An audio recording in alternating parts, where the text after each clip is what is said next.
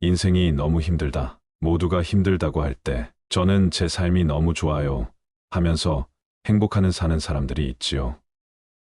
이들은 왜 행복한 걸까? 우리도 이들처럼 행복할 수 있을까? 행복한 삶이란 즐거운 삶입니다. 고난 속에서도 희망을 가진 사람은 행복의 주인공이 되고, 고난에 굴복하고 희망을 품지 못하는 사람은 비극의 주인공이 됩니다. 하루를 좋은 날로 만들려는 사람은 행복의 창조자가 되고, 나중에라고 미루며 시간을 놓치는 사람은 불행의 하수인이 됩니다. 힘들 때 손잡아 주는 친구가 있다면 당신은 이미 행복의 당선자이고, 그런 친구가 없다고 생각하는 사람은 이미 행복의 낙선자입니다. 기쁨도 슬픔도 있다는 것을 아는 사람은 행복하고, 슬픔의 순간만을 기억하는 사람은 불행합니다. 작은 집에 살아도 잠 잘 수 있어 좋다고 생각하는 사람은 행복한 사람이고, 작아서 아무것도 할 수 없다고 생각하는 사람은 불행한 사람입니다. 오늘은 인생을 즐겁게 살 수 있는 5가지 방법에 대해 말씀드리고자 합니다. 첫째, 눈이 즐거워야 삶이 즐겁다. 눈이 즐거우려면 좋은 경치와 아름다운 꽃을 봐야 한다.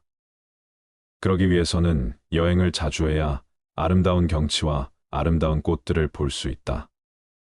그러므로 가능하다면 해외나 국내 여행을 자주 하여야 할 것 같다.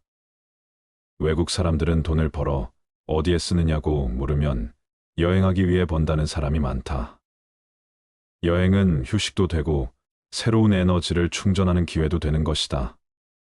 꼭 여행만이 눈이 즐거운 것은 아니다. 개인에 따라 여행이 여의치 않는다면 하루 시간 중 짬나는 대로 웃기는 글이나 웃기는 사진을 보면서 마음껏 웃을 수 있는 시간이 주어진다면 그것이 바로 즐겁게 사는 것이 아니겠는가. 둘째, 입이 즐거워야 한다. 입이 즐거우려면 맛있는 음식을 먹어야 한다. 금강산도 식후경이란 말이 있지 않은가. 어떻게 보면 먹는 것이 제일 중요하다고 볼 수도 있다. 우리 몸을 유지하기 위해서는 우리 몸에 필요한 영양소를 골고루 섭취해야 하기 때문이다. 식도락가는 아니더라도 미식가는 되어야 하지 않겠는가. 미식가는 맛있는 음식을 찾는다. 지방에 따라 그 지방의 유명한 향토 음식이 있다. 특별한 향토 음식점을 미리 알아보고 찾아가는 것이 현명하다. 셋째, 귀가 즐거워야 한다. 귀가 즐거우려면 아름다운 소리를 들어야 한다. 계곡의 물소리도 좋고 이름 모를 새소리도 좋다.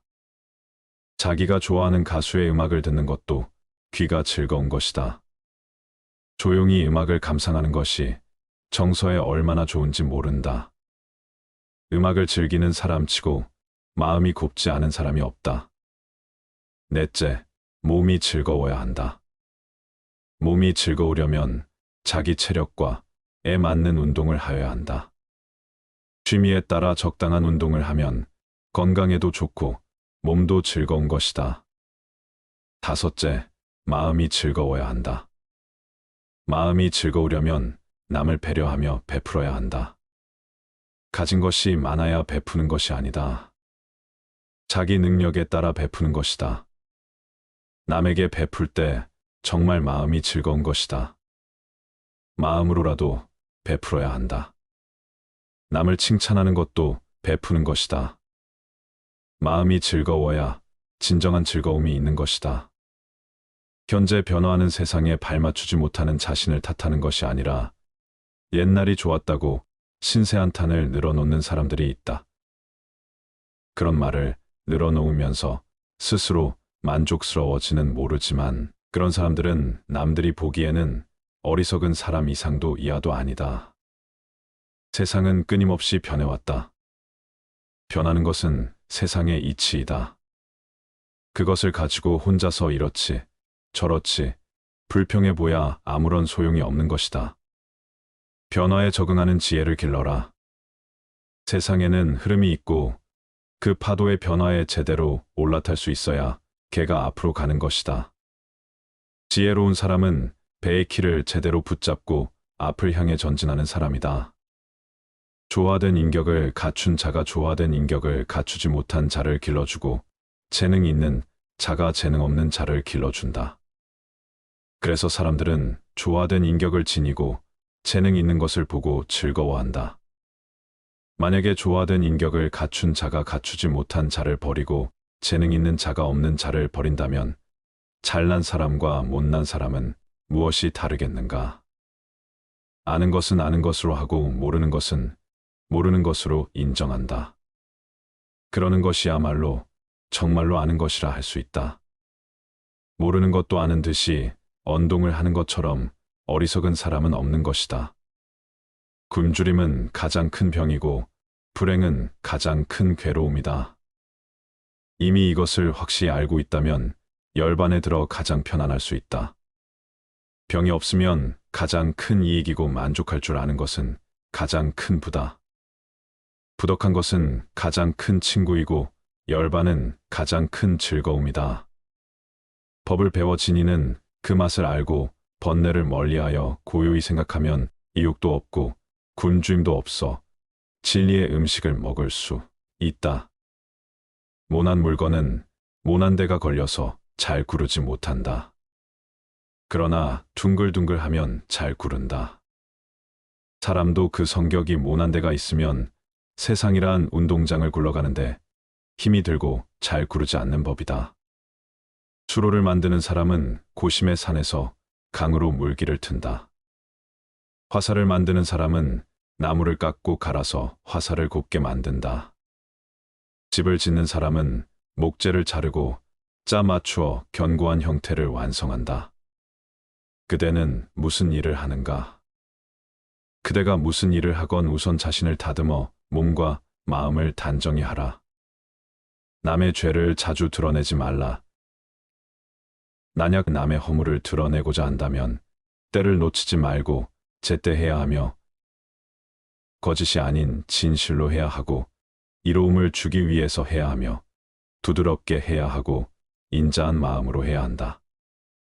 인간의 일은 작은 것 아래에 더 작은 것이 있고 큰 것 위에 더 큰 것이 있다. 그러므로 아무리 훌륭하고 높은 학식이 있다고 하더라도 스스로 만족해 교만하지 말아야 한다. 궁극의 도에 이른 사람은 항상 덕이 전혀 없는 것 같고 마음속이 텅 비어 있는 것 같아서 자아를 잊은 경지에 이르며 덕이 높은 사람은 자기의 공을 자랑하지 아니하고 재능을 뽐내지 아니하여 스스로 만족해하는 마음이 없다.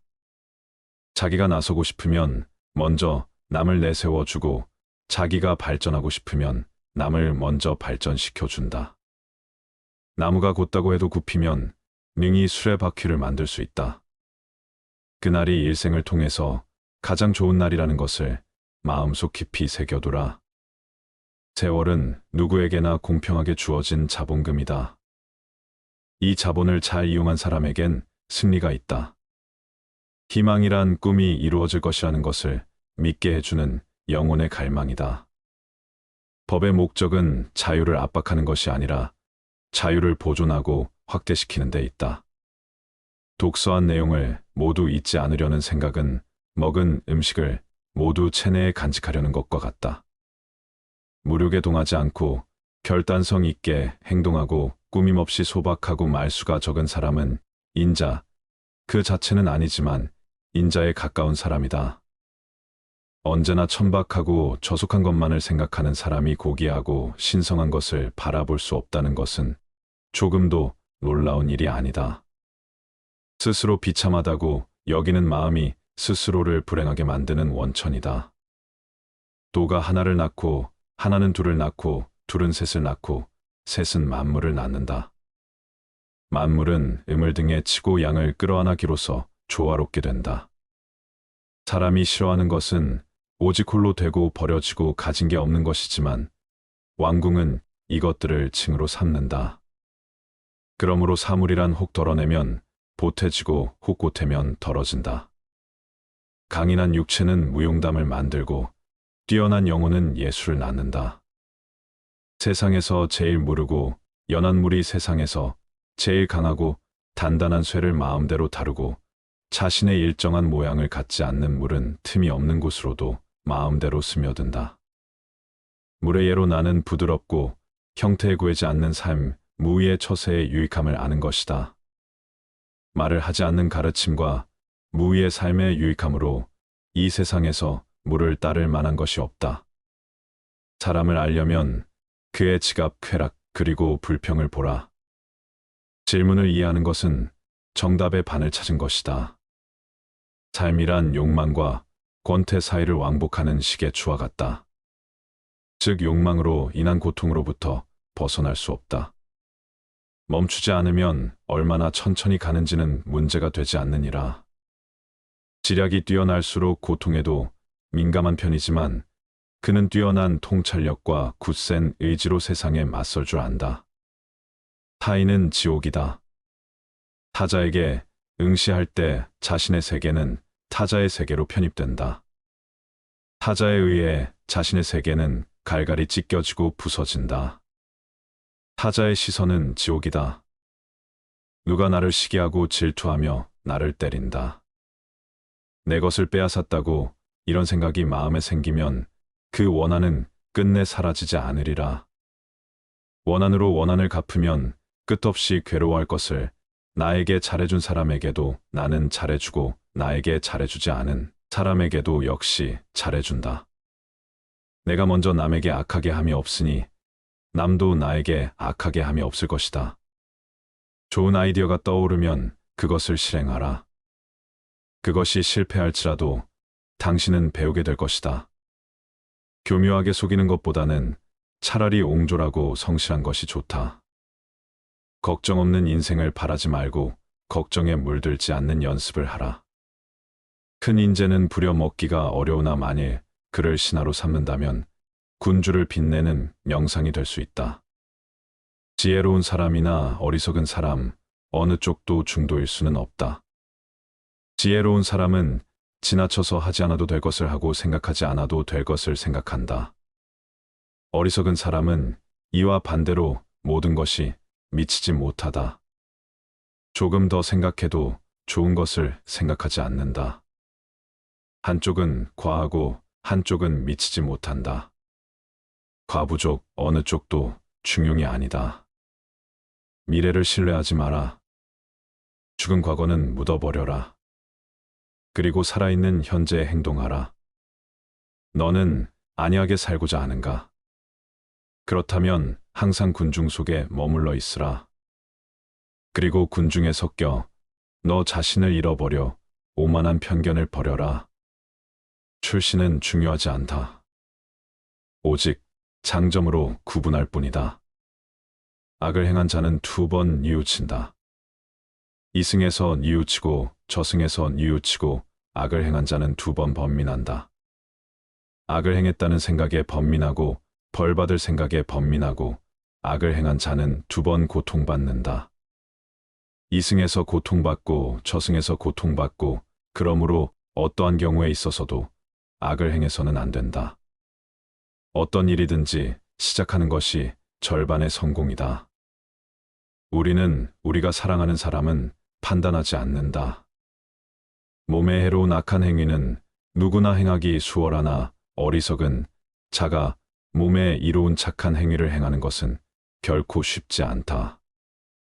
모든 사람이 용기를 늘 가지고 있음에도 남의 용기를 자신 속에서 얻으려 하기 때문에 결국 배반이 생기는 것이다. 하루에 이미 저물었으나 노을은 오히려 아름답고 한 해가 저무니 규량기가 더욱 꽃답다. 그러므로 군자는 만년에 더욱 정신을 100배 떨쳐야 한다. 천지는 고요하여 움직이지 않으나 그 작용은 잠시도 쉬지 않고 밤낮으로 분주하게 움직여도 그 빛은 만고에 변하지 않는다.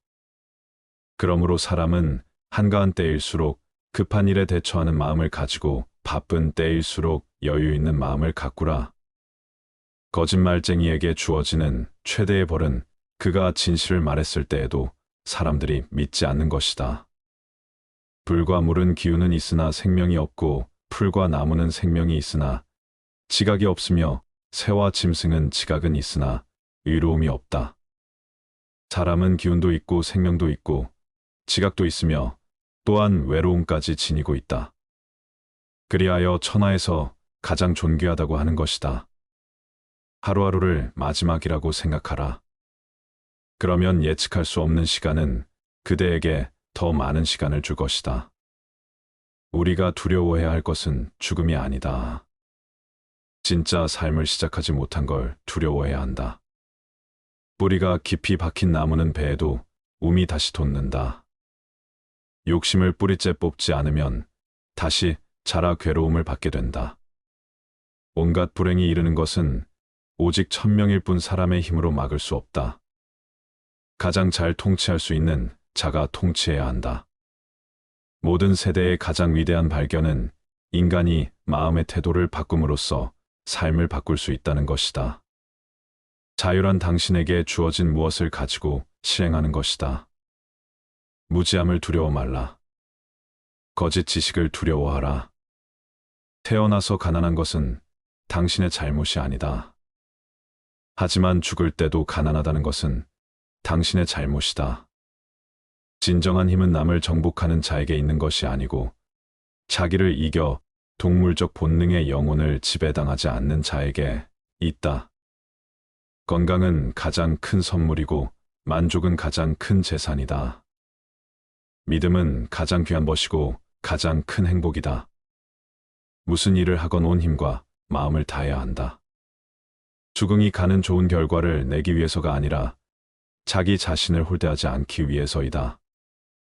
일하다 말고 때때로 게으름을 피우거나 적당히 해치우고 방치하는 행위는 결과적으로 자기 행동을 업신 여기는 일이다. 그래서는 자기가 하는 일에 가치도 의미도 갖지 못하니 이것이야말로 스스로를 천천히 죽어가게 놔두는 일이다. 오직 현재 속에서만 인간은 영원을 알 수 있다. 소인은 일 없이 한가하게 있을 때에는 자기 마음대로 나쁜 짓을 하게 된다. 애정에는 한 가지 법칙밖에 없다. 그것은 사랑하는 사람을 행복하게 만드는 것이다. 먼저 핀 꽃은 먼저 진다. 남보다 먼저 공을 세우려고 조급히 서둘 것이 아니다. 어리석은 사람일수록 마음속에 불만을 쌓아두는 법이다. 사람을 감동시키는 것은 가슴에서 나오는 말이다. 우리 생의 최종 목표는 죽음이다. 죽음은 우리 운명의 필연적인 목표이다. 그런데 죽음이 두렵다면 어떻게 떨지 않고 한 발짝이라도 앞으로 내디딜 수 있겠는가? 아예 죽음을 생각하지 않는 것으로 대처를 한다면 이 얼마나 짐승 같고 멍청한가? 현명한 사람은 귀하게 여겨 그를 공경하고 못난 사람은 두려워하여 그를 공경한다. 현명한 사람은 친하여 그를 공경하고 못난 사람은 멀리하여 그를 공경한다.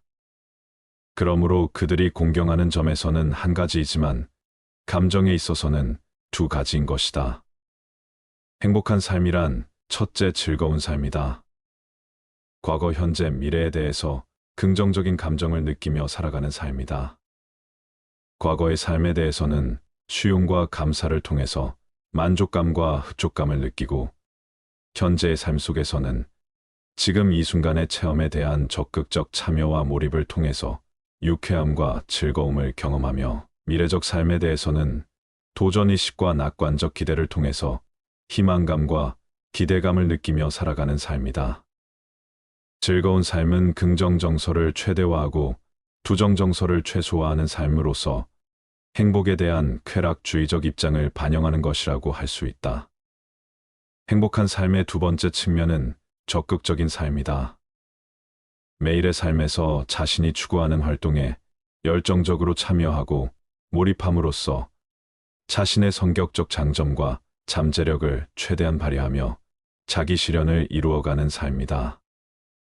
과학으로서의 긍정심리학은 모든 사람이 삶의 궁극적 목표로서 반드시 행복을 중시해야 한다거나 특정한 성품을 갖추어야 한다거나 어떤 가치가 최선이라고 주장하지 않는다. 그보다는 특정한 성품과 가치관을 지녔을 때 나타나는 삶의 결과를 탐구한다. 행복의 마지막 세 번째 측면은 의미 없는 삶이다. 우리의 삶과 행위로부터 소중한 의미를 발견하고 부여할 수 있는 삶을 말한다. 즐거운 삶에서 열정적인 삶을 영위했지만 의미를 발견할 수 없는 경우에는 진정한 행복을 느끼기 어렵다. 삶의 가치는 자신보다 더 큰 것과의 관계 속에서 발견될 수 있다. 자신만을 위한 이기적인 삶보다는 자신보다 더 커다란 어떤 것을 위하여 공헌하고 있다는 인식으로부터 도출될 수 있다. 의미 있는 삶은 가족, 직장, 지역, 사회, 국가 또는 신을 위해 봉사하고 공헌함으로써 자신의 존재 가치를 느낄 수 있을 때 가능하다. 은퇴 후에 어떤 일상들을 보내시고 계신가요? 자신의 관심 분야를 탐색하는 것은 즐거운 노후 생활을 위한 첫 번째 단계입니다. 다양한 분야에 대해 호기심을 갖고 탐구해 보세요. 취미 생활은 우리의 삶에 즐거움과 의미를 더하고 건강과 행복을 유지하는 데 도움을 줍니다. 다양한 주제와 아이디어를 통해 노후 생활을 활기차고 풍요롭게 보낼 수 있는 방법을 알아보세요. 취미 생활은 우리에게 여유와 만족감을 주는 중요한 요소입니다.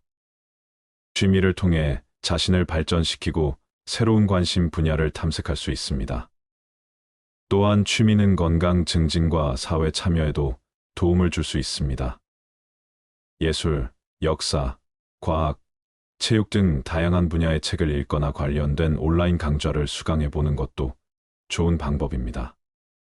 관심 있는 주제에 대해 깊이 있는 지식을 습득하고 새로운 관점과 시각을 개발하는 것도 좋습니다. 이를 통해 자신의 역량을 넓힐 수 있고 더욱 풍요로운 노후 생활을 즐길 수 있습니다. 오늘은 노후에 하기 좋은 취미 활동에 대하여 말씀드리겠습니다. 우리가 은퇴를 하고 노년을 맞이하면 수면, 식사 같은 필수 시간을 제외한 대부분의 시간이 자유입니다. 게다가 평균 나이는 80대 중반이고 길게는 100세까지 사는 분들도 종종 보이는 요즘입니다. 혹시나 여러분들 중 젊어서 직장 생활 육아로 정신없이 살던 때에는 그렇게 그리던 여유로운 삶이 막상 노년에 펼쳐지니 뭘 해야 할지도 모르겠고 너무 막막해서 허무함에 빠지신 분들은 안 계신가요? 어떤 학회가 우리나라 60대 이상의 국민들을 대상으로 실시한 노인분들이 노후에 보내는 여가 생활 실태에 대한 조사에 따르면 1위는 TV 시청이 가장 높았고 2위는 스마트폰 하기, 3위는 휴식, 4위는 산책 걷기, 5위는 국내 여행하기, 6위는 집안일, 7위는 공원이었습니다. 사회가 고도로 발달하고 노인들의 복지는 돌아볼 틈 없이 쉼없이 앞으로만 달려가니 정작 우리나라를 여기까지 이끌고 만들어 온 노인분들은 집으로, 스마트폰으로, 공원으로 소외되고 있다는 것을 알 수 있습니다. 물론 나이가 들면 힘이 빠지기 때문에 할 수 있는 취미가 한정적일 수밖에 없다지만 그렇다 하더라도 우리가 집에 앉아 가만히 TV나 보며 죽는 날만 기다려야 할까요? 우리 개개인의 상황에 따라 맞는 취미를 찾을 수는 없을까요? 전문가들 또한 말합니다. 아무래도 요즘 정보 제공 서비스가 온라인 중심이다 보니 노인분들이 정보를 얻기가 어려우셔서 취미가 다양하지 못할 수밖에 없다고 말입니다. 그 예로 교통수단을 인터넷으로 예매하실 때 불편하다고 느끼신 분들이 60%, 그나마 노인분들 중 58%만이 인터넷 예매를 경험하셨다고 합니다. 또한 무인 식당에서 터치 기기로 주문하실 때에도 터치 기기를 경험하신 분들은 58%밖에 되지 않았으며 그중 64% 노인분들이 불편했다고 하십니다. 따라서 이것은 우리 사회가 좀 더 노인 친화적인 시스템으로 바꿔야 할 것은 바꾸고 바꾸지 말아야 할 기존의 것은 바꾸지 말아야 한다고 볼 수 있겠습니다. 그러니 여러분들께서 그동안에는 평생 자식과 남을 위한 희생의 땀을 뚝뚝 흘려오셨다면 이제는 그 땀을 스스로를 위해 흘려보실 생각은 없으신가요? 그런 의미에서 지금부터 여러분들께 노년에 하실 수 있는 취미를 몇 가지 추천해 드릴 텐데요. 그 전에 취미 생활을 정하실 때 중요한 것들이 있습니다. 첫 번째, 효율적으로 시간 배분을 해보세요. 처음에는 조금씩 시간 내어 한 가지만 하시다가 나중에 나에게 맞는 취미 생활이 몇 가지 생긴다면 하루를 더욱 알차게 보내실 수 있습니다. 가령 낮에는 체력 소모가 있는 자전거를 탄다면 저녁에는 음악 감상을 하실 수 있으며 아니면 낮에는 목공을 하시고 저녁에 바둑을 두실 수도 있죠. 또한 낮에는 사진을 찍고 저녁에는 블로그나 유튜브 영상을 제작하는 식으로 두세 가지의 취미를 병행하실 수 있습니다. 두 번째, 취미 비용을 줄여보세요. 대부분의 사람들이 여행이나 골프 같은 취미를 매번 하기는 힘듭니다. 따라서 내 경제 상황에 맞는 취미를 적절히 잘 선택하시는 것이 좋습니다. 세 번째, 건강 상태를 고려해 선택하세요. 몸 상태가 좋지 않다면 몸을 많이 쓰는 취미보다 독서나 약초를 키우는 것처럼 몸에 무리가 가지 않으면서 소소한 재미를 느낄 수 있는 취미를 정하시는 것이 좋겠습니다. 지금부터 노후에 여러분들께서 즐기실 수 있는 취미를 8가지 추천해 드릴 텐데요. 물론 제가 추천해 드린다고 이것을 꼭 전부 다 하시라는 압박을 느끼실 필요는 전혀 없으며 혹시라도 마음에 드는 게 하나도 없다고 하셔도 상관이 없습니다. 노후에 즐길 수 있는 취미의 종류가 이런 것들이 있구나, 취미를 즐기는 것이 그렇게 어려운 것이 아니구나, 이런 생각만 드셔도 저는 성공이라고 생각하니까요. 그러니 그저 가볍게 한번 참고해 본다 생각하시고 들어주세요. 첫 번째 취미 활동은 수영입니다. 수영은 가장 돈을 적게 들이면서 관절에도 무리가 없고 위험성이 적은 최고의 운동입니다. 그리고 노년층에게 관절염에 좋은 사회성, 협동심 등 다양한 측면에서의 장점이 많은 운동이기 때문에 대한노인 재활의학회에서 권장하는 운동입니다. 또한 노인들이 불가피하게 넘어질 경우에도 수영을 한 분들은 균형 감각으로 인해 넘어질 때의 피해를 줄일 수 있기 때문에 더욱더 수영을 추천한다고 합니다. 그리고 요즘은 시골에도 동네 주민 스포츠 센터가 있어 수영장을 쉽게 접할 수가 있으니 동네 주변을 한번 둘러보시는 것은 어떨까요? 두 번째 취미 활동은 탁구입니다. 탁구는 유산소 근육 운동이 결합한 스포츠입니다. 남녀노소 모두 즐길 수 있고 과격하지 않으면서도 운동량이 많은 게 특징이지요. 계절에 상관없이 즐길 수 있어서 취미로 즐기기 좋습니다. 같은 시간 동안 등산을 하는 것보다 칼로리 소모량이 1.4배나 많으며 폐기능 강화는 물론 복근, 허벅지, 어깨 종아리의 근육 발달에 매우 좋습니다.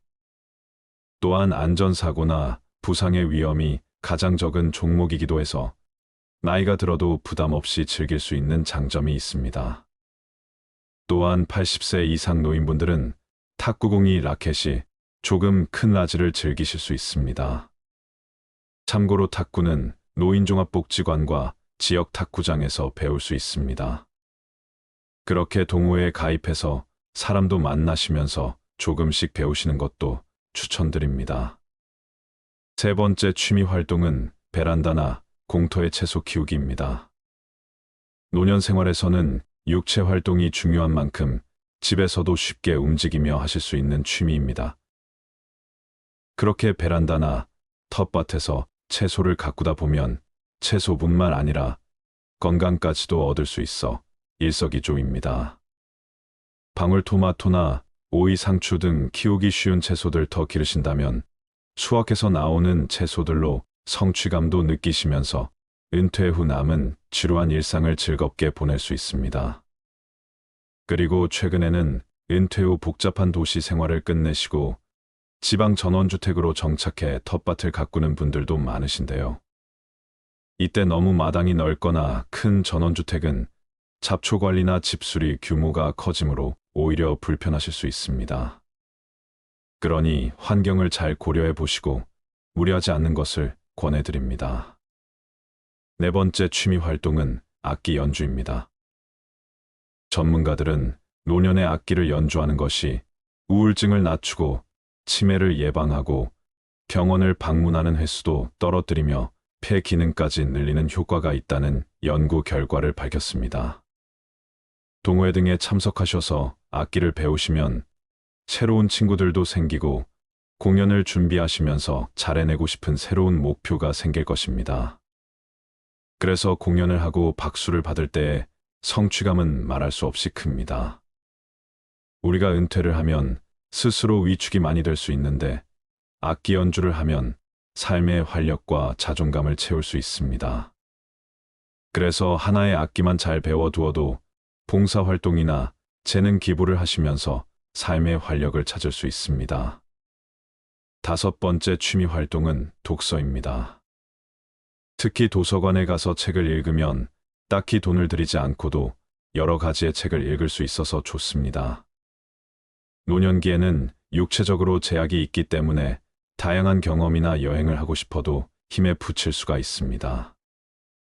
그러나 우리는 책 한 권으로 세상 어디에든 갈 수 있으며 얘가 경험해 보지 못한 것을 체험해 볼 수 있습니다. 또한 우리의 뇌는 책을 계속 읽으면 책을 좋아하는 대로 바뀌기 때문에 꾸준히 책을 즐기다 보면 정신과 통찰력이 깊어진다는 느낌은 덤으로 느낄 수 있고 새로운 것에 관심이 생겨서 도전의식도 생길 수 있으니 독서는 단지 독서를 넘어서서 새로운 계기를 맞이하는 좋은 취미가 될 수도 있습니다.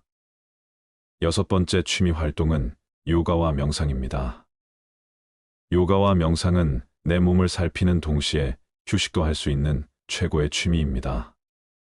아무래도 나이가 들면서 관절이 약해지고 근육량이 줄어들면서 과격한 활동은 몸에 무리를 가져다 줍니다. 그러나 요가를 하면서 여러 가지의 자세들을 취하는 것은 근육뿐만 아니라 뼈를 하나로 묶어주는 힘줄과 인대를 강화해 줍니다. 또한 요가를 하면서 의식적으로 호흡과 명상을 할 수도 있는데 이는 심장박동수와 혈압을 낮추어 불안과 우울증을 완화하는 데 도움을 줍니다. 요즘에는 집에서도 유튜브를 보시면서 요가 동작과 호흡을 따라 할 수 있는 영상들이 많으니 아침에 시간을 정해놓고 요가와 명상을 취미로 하는 것도 좋아 보입니다. 7번째 바리스타 소믈리에 요리입니다. 먹는 즐거움을 즐기는 분들이시라면 바리스타 자격증이나 소믈리에 자격증 요리 배우기에 도전하는 것도 좋습니다. 커피향이 좋은 분들은 바리스타에 도전하시고 와인의 향에 취하고픈 분들은 소믈리에 도전하시고 음식을 좋아하는 분들은 요리에 도전해 보시는 건 어떨런지요? 처음에는 혼자만의 취미 생활일 수 있지만 취미 생활이 깊어지고 성취감이 높아질수록 주위 사람들과 함께 나누고 싶어지게 될 수도 있고 더 나아가 은퇴 후 직업으로 연결될 수도 있지요. 8번째 그림 그리기입니다. 우리가 어릴 때에는 누구나 그림을 그렸습니다. 도화지의 땅바닥에 벽과 마루에 온통 그림을 그리지요. 그러다 나이가 들면서 그림을 그리지 않게 됩니다. 지금 그림을 그리는 저는 단지 그림 그리는 것을 멈추지 않았을 뿐이죠. 그러니 여러분들도 언제든 다시 그림을 그린다고 해도 그것이 이상할 것이 없습니다. 원래 하던 것을 다시 하는 것뿐이니까요. 그리고 보통 그림을 그릴 때 그림을 얼마나 잘 그리는지 전혀 중요하지 않다고 하기도 하지만 사실 실력이 조금씩 느는 것이 느껴지지 않으면 그림 그리는 것이 재미가 붙지 않는 게 사실입니다. 주변의 칭찬도 듣고 그래서 자기 만족도 들어야 더 잘 그리고 싶은 목표 의식도 생기니까요. 처음에는 실물보다 사진을 보고 따라 그리시는 게 좀 더 쉬울 것이며 나무나 꽃처럼 형태가 복잡한 사물은 당장은 피하시고 구름이나 바다, 수평선 같은 간단한 풍경이나 사물을 그리는 것을 추천드립니다. 또한 처음에는 연필로 스케치를 하시고 연필로 간단한 명암만 표현하시고 끝내시면 그것으로 형태 감각이 어느 정도 생기시면 그때 물감으로 색칠을 시작하시는 것이 좋습니다. 그림을 수학 문제로 본다면 연필 스케치, 그림은 이런 공식 기초이고 색칠은 좀 더 복잡한 응용 문제라 볼 수 있습니다. 그래서 처음부터 응용 문제를 푸셔서 좌절감에 그림을 시작도 못하고 포기하시는 경우가 많습니다. 문화센터나 학원에서 도형과 석고상 같은 딱딱한 그림만 계속 그리게 하거나 수채화 같은 초보자의 진입장벽이 높은 그림을 그리게 하면서 세세하게 지도조차 해주지 않는다면 과감히 끊고 다른 학원을 찾아보시는 걸 추천드립니다. 그리고 보통 그림하면 수채화를 많이 생각하시는데요. 수채화는 물 조절이 어렵고 사물의 구체적인 묘사와 중간 과정이 동시에 진행되기에 생각보다 초보분들의 진입장벽이 높습니다.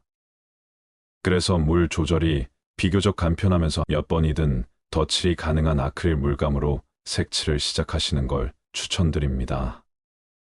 그리고 아크릴 물감이 손에 익으면 유화 물감도 쉽게 시작하실 수 있으니 이 또한 이득이 되실 것입니다.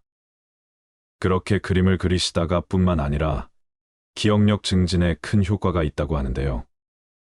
우리는 그림을 그리면서 시각적 공간적으로 사물을 바라보고 표현하는 연습을 하게 되며 그림을 배우면서 언어적인 요소는 물론 팔과 손가락 관절을 미세하게 움직이는 운동적 효과까지 얻을 수가 있습니다. 그 밖에도 노후에 많이들 하시는 취미들이 등산, 테니스, 자전거 등이 있는데 이런 취미들은 젊었을 때부터 꾸준히 체력을 길러오셨고 제대로 된 자세와 방법들을 익히시고 시작을 하시는 것이 좋습니다. 그렇게 여러 가지 취미를 하시다 보면 잊고 있었던 과거와 만나면서 생각에 잠기기도 하는데요. 노인이 되어 찾는 취미의 시작은 내 어릴 적 못 이룬 꿈을 찾는 것에서 기인한다고 합니다. 이 나이에 새삼스럽게 무슨 취미 생활인가 이런 생각을 하실지도 모르겠습니다. 어릴 적 꼭 거창한 걸 해보고 싶은 어린아이는 없었을 것입니다. 나도 모르게 무의식적으로라도 하고 싶었지만 상황이 여의치 않아 못한 일들이 있지 않았을까요? 그것이 아주 사소한 것이어도 말입니다. 그리고 또한 지금까지는 돈 벌고 자식 키우시면서 채우면 채울수록 커난 삶에 매달려 살아오셨다면 어린 시절 바라보았던 하늘 가득 반짝이던 별들을 떠올려 보세요. 그 밤마을 우러러 넉넉했던 그날의 순수를 떠올려 보세요. 여러분들께서 노후의 집에서 하루 종일 TV 보는 삶을 위하여 이날까지 그토록 헌신해 오신 것은 아닐 거라 믿고 싶습니다. 그래서 우리가 그때는 시절을 잘못 만나 우리의 별을 잃고 살 수밖에 없었던 이제는 다시 그때의 나를 찾는 여행을 한번 해보시는 것은 어떨까요? 나무가 항상 하늘로 향하듯이 우리의 발은 땅을 딛고 이번에는 별을 한번 쳐다보며 걸어가는 건 어떨까요? 몇 년 전 명예 퇴직을 하시고 올해 70이 된 어떤 할아버지 얘기를 들려드리겠습니다. 김 씨 할아버지는 60대 중반에 은퇴를 하셨습니다. 할아버지는 드디어 사회와 가정으로부터 벗어났다는 해방감에 그동안 만나지 못했던 사람들도 만나고 여행도 다니시며 이뤄왔던 자유를 만끽하셨습니다. 그렇게 몇 년이 흘러서 다시 일상으로 돌아온 할아버지는 갑자기 앞이 캄캄해졌습니다. 인생이 너무 지겹고 막막하고 허무했던 때문이었습니다. 이유인 즉슨 여행은 비용이 많이 들어 계속 갈 수가 없었고 그마저도 몇 번 반복하니 지겨워졌지요. 그리고 친구를 만나도 정서적인 소모가 컸고 한 번 만날 때마다 들어가는 밥값, 술값이 만만치 않았지요. 또한 할아버지의 나이가 이제 70인데 막상 70이 되어 보니 젊었을 때 생각했던 70세와는 거리가 멀었습니다. 몸이 여기저기 조금씩 아프긴 했지만 사는데 크게 지장은 없었습니다. 그러면 적어도 앞으로 15년은 좋게 더 살 텐데 뭘 해야 하나 일을 하지도 할 수도 없는 나는 이제 무엇인가 자문을 해볼수록 막막함은 더해져만 갔습니다. 그래서 할아버지는 마치 영혼이 빠져나간 사람처럼 하루 종일 소파에 누워 TV나 보면서 시간을 때웠습니다. 게다가 은퇴 전엔 지방에서 일을 하였기에 기러기 아빠 주말 부부로 살았던 할아버지였으나 지금은 집에서 아내와 새삼 어색하게 얼굴 맞대고 있으려니 할아버지는 적응이 더 힘들기만 했습니다. 그래서 꿔다 놓은 보릿자루처럼 하루 종일 가만히 앉아 있었습니다. 하지만 어느 날부터 아내의 표정이 굳어지는 것 같더니 점점 할아버지를 대하는 태도가 쌀쌀맞게 변해갔습니다. 그러던 어느 날 갑자기 아내가 화를 크게 냈습니다. 당신 진짜 해도 너무한 거 아니야? 내가 지금 무진장 참고 있는 거 알아? 할아버지는 그동안 타지에서 가족과 떨어져서도 열심히 일해준다며 고맙다고 말하던 아내가 갑자기 화를 내자 당황스러웠습니다. 당신 갑자기 왜 그래, 뭐가 너무하다는 거야? 그러자 아내는 영문을 모르는 남편이 더 어이없다는 듯, 아니, 지금 그걸 몰라서 물어. 몇 년 동안 전혀 눈치를 못 챘다는 게 말이 돼. 내 친구 남편들도 회사 은퇴한 사람들이 꽤 있지만 당신처럼 그렇게 살진 않아. 은퇴를 했으면 이젠 집안 살림도 좀 돕고 그래야지. 하루 종일 소파에 누워서 삼시세끼 밥만 받아먹고 있는 게 말이 되냐, 이렇게 말합니다. 할아버지는 아내의 말투가 너무 섭섭했습니다. 그동안 가정을 위해 한눈 팔지 않고 성실하게 살아온 자신의 인생이 부정당한 기분이 들었습니다. 당신이야말로 너무한 거 아니야? 내 평생을 가족들을 위해 일하다가 이제야 한숨 돌리고 있는 건데 그게 그렇게 못 봐줄 일이야. 그러자 아내가 말합니다. 당신 은퇴한 지 벌써 3년이 넘었어. 그 정도면 나도 많이 봐준 거야. 그리고 당신은 은퇴했지만 난 아직 직장에 다니면서 당신 밥까지 해야 한다고. 하루 삼시세끼 당신 밥 차리는 게 얼마나 힘든지 알기나 해. 입맛도 까다로워서 무조건 집밥만 먹겠다고 하잖아. 설거지 한 번을 안 하면서 무슨 외식만 하면 큰일 나는 것처럼 난리를 쳐대는데 내가 어떻게 안 힘들겠어. 할아버지는 갑자기 은퇴 후 공백 때문에 방황하시는 중에 아내는 그런 할아버지의 삼시세끼 밥을 차려내 스트레스가 쌓일 대로 쌓였던 것이었습니다. 물론 처음에는 그동안 고생했다며 친구들 모임도 끊은 채 기쁜 마음으로 밥을 해줬었죠. 하지만 날이 갈수록 할아버지가 소파에 누워서 꼼짝도 안 하자 참다 못해 끝내 폭발하고 말았던 것이었습니다. 그래서 아내의 목소리는 점점 높아지고 있었고 거기에 할아버지도 질세라 같이 언성이 높아졌습니다. 그런데 다행히 보다 못한 딸이 중재에 나섰습니다. 엄마, 우리 저녁은 외식하자. 엄마 좋아하는 콩국수 어때? 그러자 엄마는 아빠가 잘도 외식하겠네 하면서 할아버지를 흘깃 바라보았습니다. 이 상황이 너무 낯설고 당황스러웠던 할아버지는 은근슬쩍 안방으로 들어가는 것으로 상황을 모면하려 했습니다. 그러자 딸이 방으로 쫓아와 아빠도 콩국수 먹으러 가자며 분위기를 띄웁니다. 그러면 보통 살짝 져주는 척 따라가면 되는데 할아버지는 딸 앞에서 못난 모습을 보여서 너무 민망했습니다. 그래서 본심과는 전혀 다른 말이 나오고 말았습니다. 귀찮게 뭐하러 나가니 그냥 집에서 대충 때우면 될걸. 그러자 아내가 말합니다. 저것 좀 봐봐. 내가 밥순이 아니냐. 맨날 아주 미쳐요, 미쳐. 아내가 다시 발끈하자 할아버지는 더 어쩔 줄 몰라서 안방에서 가만히 서 있었습니다. 그래도 이 상황을 해결하려 딸이 아내를 재차 달랬습니다. 엄마 날씨도 덥고 기분 풀 겸 그냥 콩국수 먹으러 가자. 엄마 콩국수 좋아하잖아.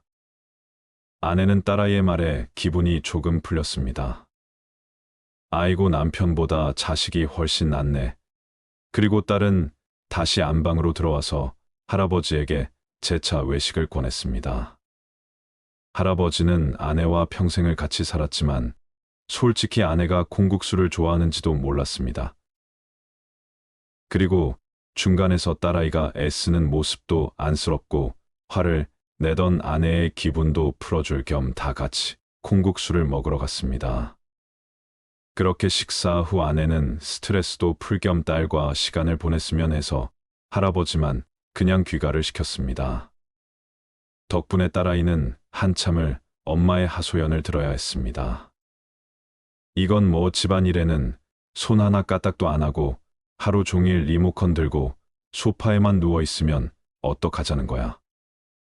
내가 삼시세끼 밥해 대느라 아주 몸살이 날 지경이야. 외식도 싫어하지. 국이나 찌개 없으면 밥은 먹지도 않지. 이게 사람이 할 일이니? 그러자 딸은 곰곰이 생각하다 이렇게 말했습니다. 엄마 얼마 전에 TV에서 은퇴 후 아빠들에 관한 다큐를 봤거든요. 혹시 아빠도 은퇴하시고 약간 우울증 같은 게 온 거 아닐까요? 그렇지 않아도 하루 종일 TV만 보시는 게 걱정이 되긴 했거든요. 요즘 아빠 표정을 보면 많이 공허해 보였어요. 낮에 안방에서 힘없이 새우잠 주무시는 거 보면 괜히 짠하기도 해요.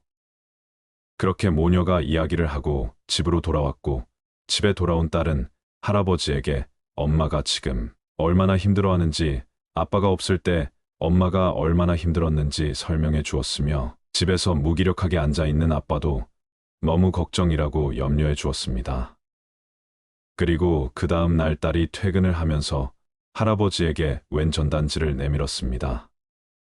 아빠, 이거 우리 동네 복지센터에서 하는 취미 수업이라 아빠가 그동안 하고 싶었는데 못했던 거 있으면 해보면 어떨까? 수강료도 3만 원밖에 안 한대.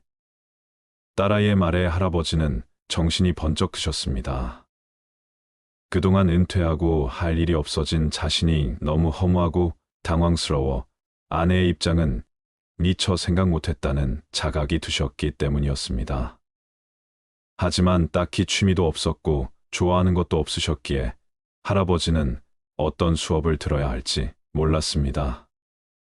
그래서 무엇이든 일단 시작해보자 싶어서 요리 수업을 들어보기로 했습니다. 그리고 그동안 혼자서 고생했을 아내를 위해 늦잠이라도 편히 잘 수 있게 내가 아침밥을 해주리라 할아버지는 이렇게 결심하셨습니다. 그리고 다음날 바로 동네 복지센터에 가서 요리 수업을 듣기 시작했습니다. 단돈 3만 원에 무아일체가 되어 있던 소파와 TV와 작별을 고하고 더구나 요리를 직접 해주겠다고 하니 제일 기뻐했던 건 아내였습니다. 그런데 더 놀라운 것은 할아버지한테 요리가 재미있다는 것이었습니다. 70년을 살고 처음 알게 된 사실에 놀랍기도 하고 신기하기도 하였습니다. 물론 아침을 짓겠다고 큰 소리 친 첫날부터 잘하지는 못했습니다. 물을 적게 넣었는지 전기밥솥에 누룽지가 만들어졌습니다. 전기밥솥으로 누룽지 밥을 하는 사람은 당신이 처음일 거야. 아내는 박장대소를 하며 웃었습니다. 그날이 은퇴 후 처음으로 해맑게 서로를 쳐다보며 웃었던 날이었습니다. 그렇게 요리에 재미를 붙인 할아버지는 이제 복지센터에서 가르쳐준 요리만 그는 만족이 안 되셨습니다. 할아버지는 그날부터 유튜브의 요리 채널이라는 채널은 다 듣고 지냈습니다. 마치 미지의 세계를 탐구하는 느낌이었습니다. 요리마다 쓰는 방법이 다르다는 게 신기했죠. 어슷썰기, 깍둑썰기, 채썰기, 돌려깎기 등등 세상이 이렇게 재미있을 수가 없습니다. 할아버지는 이제 요리 재료도 신경을 쓰기 시작하셨습니다. 그래서 이번에는 옥상에 텃밭을 가꾸기 시작했습니다. 이것도 얼마나 재미있는지 몰랐습니다. 그 중에 제일 재미있는 게 방울토마토였습니다. 봄에 심어서 한번 열매가 열리기 시작하면 가을까지 계속 토마토를 먹을 수 있었습니다. 그렇게 할아버지는 조금씩 또 다른 자신을 찾아가고 계십니다. 그렇게 할아버지는 처음에는 요리가 여자들의 전유물로 여기시고 아무것도 하지 않으셨지만 대기업 다녔던 사람이라는 스스로의 지위를 내려놓자 새로운 세계가 밀려와 할아버지 인생을 가득 채웠고, 그러자 가족들이 웃기 시작했으며 그것들이 하나가 되어 할아버지에게 행복을 가져다 주게 된 것입니다. 보통 장수를 하시는 분들은 나이가 들어서도 자신의 취미 생활을 즐기는 경우가 많다고 합니다. 다양한 취미 생활로 인생을 건강하고 활력적으로 살수록 더 오래 건강하게 살 수 있기 때문이라고도 하는데요. 혹시나 여러분들은 어렸을 적 꿈은 없으셨나요? 돈을 벌어야 했기에, 삶을 살아내야 했기에, 어쩔 수 없이 내려놓은 것은 없으셨는지요? 아니면 그걸 고민할 시간조차 가져보지 못하신 것은 아닌지요? 저는 어느 날 저희 집 창고 구석에서 두꺼운 종이 뭉치를 찾아낸 적이 있습니다. 오래되어 묵은 냄새가 났지만 소중히 보관한 티가 났습니다. 그 종이를 하나하나 넘겨보니 그것은 소설이었습니다. 그것도 사인펜으로 손수 적은 소설이었습니다. 글씨체가 낯익은 것이 딱 아버지의 그것이었습니다. 하지만 아버지는 다른 일을 하시는 분이었습니다. 그리고 아버지의 일기장도 찾아내었습니다. 일기장에는 하루하루 당신의 고단한 삶이 생생히 기록되어 있었습니다. 어떻게 태어났는지, 어떻게 사랑받았는지도 상세히 알 수 있었죠. 여보, 미안하고 사랑한다오라는 글씨가 꼬부라지고 내용이 두서가 없는 걸 보니 이날은 약주를 드신 날이었나 봅니다. 아버지 일기장에 의하면 아버지는 글을 쓰는 걸 너무 좋아하신 분이셨습니다. 하지만 집안 형편이 너무 어려워 할머니는 아버지에게 공부를 시켜주지 못했습니다. 당시 공부도 못하고 딱히 돈이 되는 재능이 없으면 공장에 아이들을 맡겼다고 합니다. 그러면 아이들은 공장에서 12시간 넘게 일을 했습니다. 대신 엄마들은 돈이나 간장 같은 물건을 받았다 합니다. 하지만 아이들에게 노출된 환경은 열악하기 그지없었습니다.